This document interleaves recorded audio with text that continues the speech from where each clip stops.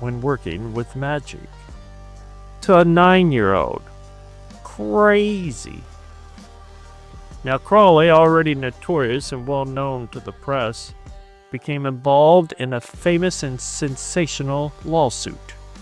In 1934, before Mr. Justice Swift, Swift Justice, huh? He sued Nina Hamnet, a prominent sculptress. Nina had published a book, Laughing Torso, in which Crowley alleged she had libeled him by saying that he practiced black magic. As the case proceeded, the other side produced such evidence of Crowley's bizarre lifestyle and scandalous writings. And let's just say justice was swift. He was horrified, and Crowley lost the case. Now, after he lost that case, it costed him heavily. It was the last of his cash. So that Crowley and Company brewery money was drying up fast. Now, in his later years, right before his death in 1946, a mutual friend, Arnold Crowther, introduced Crowley to Gerald B. Gardner. His meetings with Gardner would later lead to controversy over the authenticity of Gardner's original Book of Shadows. It was alleged that Gardner paid Crowley to write it for him. There has been no substantial proof proving that.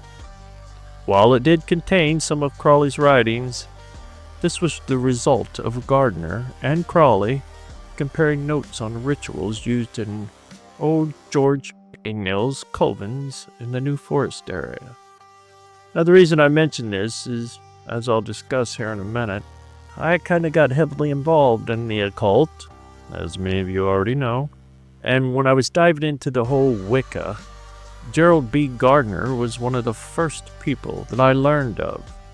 Now, I'm familiar with his Book of Shadows, and his work led me straight to Janet and Stuart Farrar, which I'll mention here again when I discuss my personal interactions with Crowley.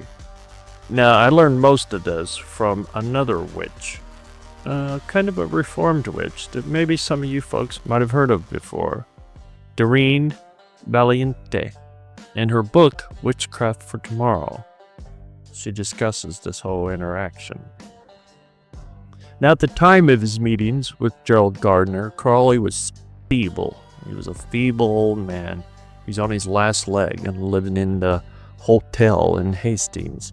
And that's the next bit I'm going to talk about before we get to my personal interactions. He was a drug-addled, wet-brained idiot by all accounts by this point. And it was there that he passed away on the 1st of December in 1947.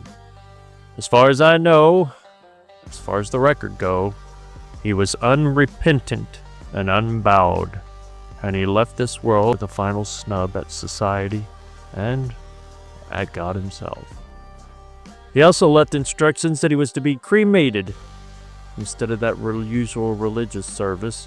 At the time, it was a bit unusual. It wasn't so common as it is today. And his own hymn to Pan and other extracts from his writing was to be proclaimed from the pulpit. And finally, his ashes were to be sent to his disciples in America.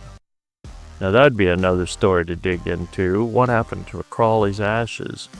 Who were those disciples that received them? And where are they today? I got a whole lot already piled up on the back burners, but maybe someday we'll dive into that.